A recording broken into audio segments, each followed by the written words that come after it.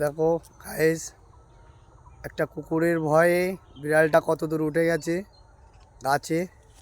এ দেখো আস্তে আস্তে আস্তে আস্তে গেছে। লক্ষ্মী লক্ষ্মী, দেখো গাইস কোথায় উঠে গেছে ও।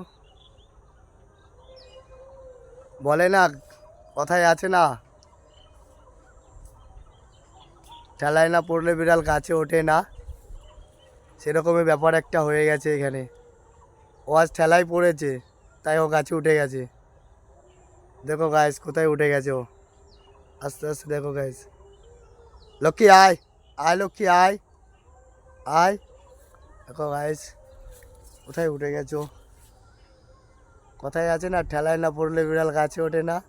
আয় আয় লক্ষ্মী আয়, আয়।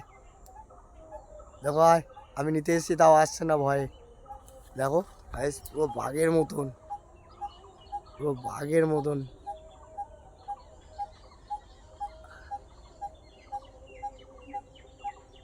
এদিকে তাকা লক্ষ্মী, আয় আয়,